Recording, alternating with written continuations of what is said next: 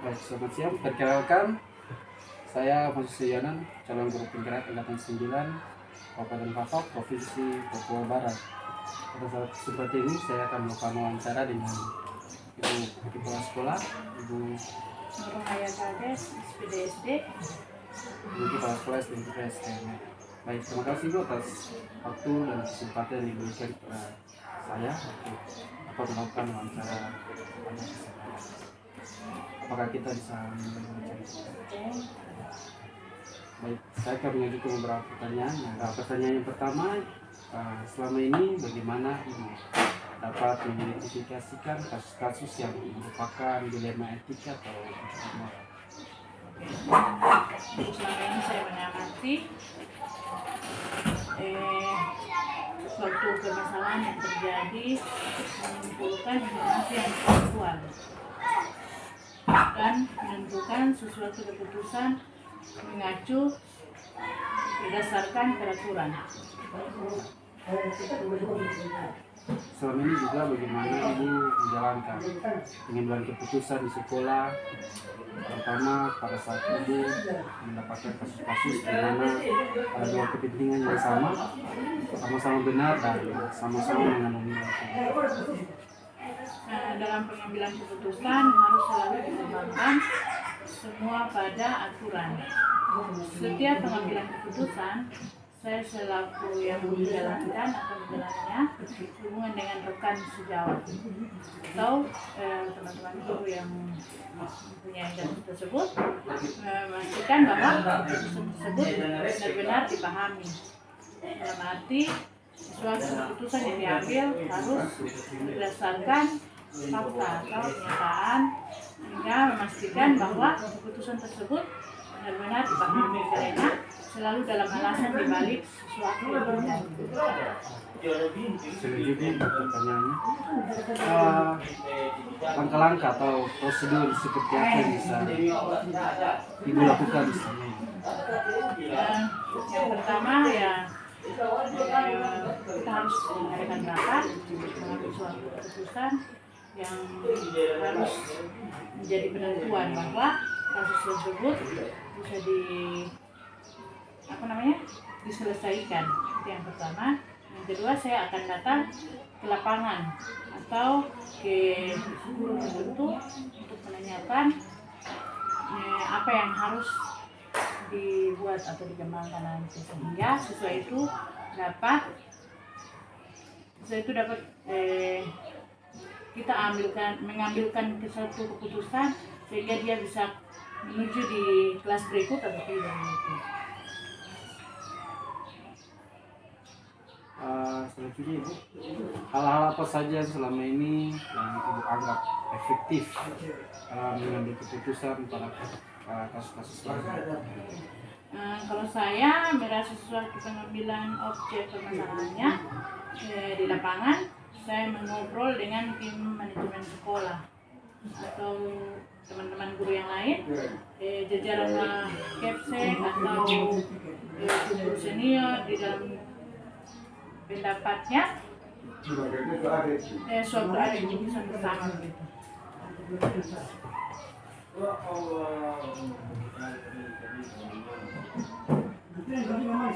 Selanjutnya Ibu, hal-hal apa saja selama ini merupakan tantangan dalam pengambilan keputusan pada kasus dilema etika? Tantangan yang dihadapi dalam pengambilan keputusan apabila kurang bisa diterima oleh rekan-rekan guru, tentu saja kita harus menyampaikan atau meyakini orang-orang yang terlibat dengan keputusan tersebut. Selanjutnya Ibu, apakah Ibu memiliki sebuah tata atau jadwal tertentu dalam sebuah penyelesaian kasus dilema etika? Apabila ada, langsung menyelesaikan di tempat atau memiliki sebuah jadwal untuk menyelesaikan, baik itu dalam bentuk ataupun prosedur seperti yang dibuat acara? Tidak ada keputusan, tidak ada jawaban tertentu. Yang pasti, pokoknya kita harus bisa menyelesaikan masalah ini dengan cepat. Langsung saja di tempat.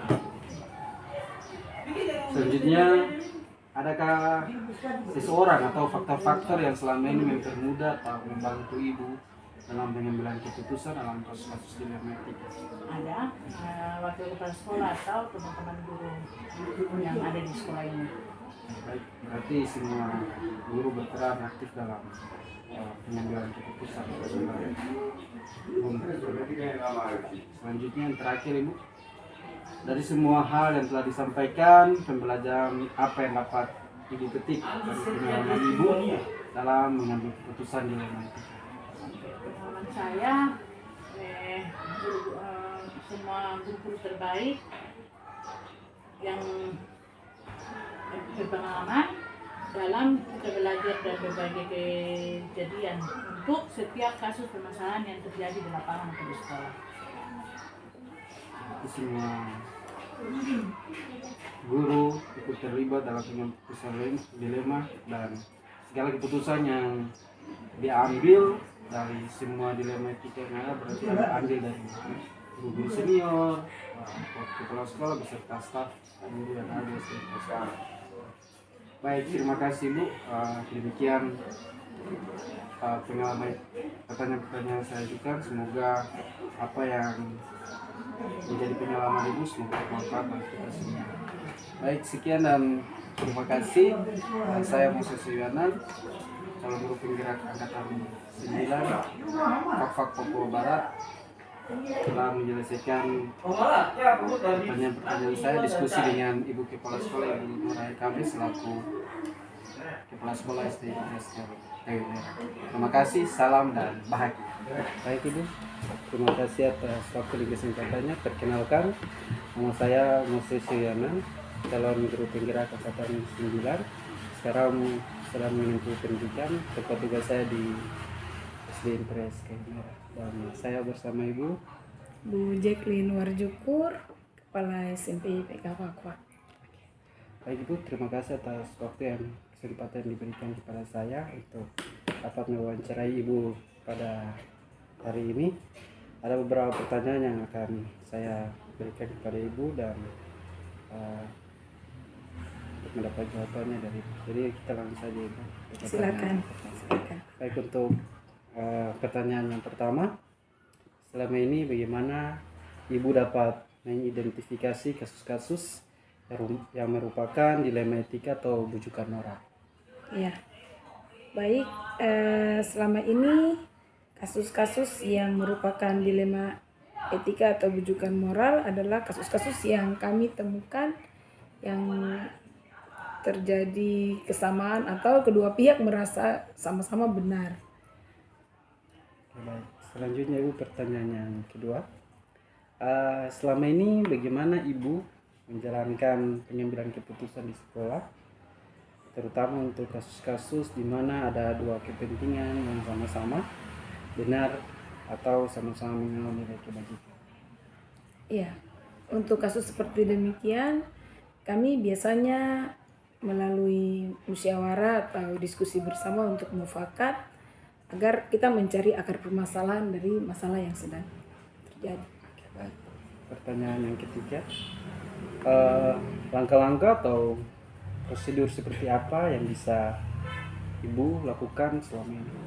Ya, langkah-langkah yang kami ambil setelah mengetahui akar permasalahan, kami bermusyawarah untuk melakukan identifikasi secara khusus, lalu mencari penyebab dan menentukan solusi yang dapat kita ambil dengan cara setelah mengambil ya pasti kita melakukan pendekatan-pendekatan yang kita lakukan terhadap pihak-pihak yang terkait dengan persoalan. Oke, baik. Pertanyaan selanjutnya,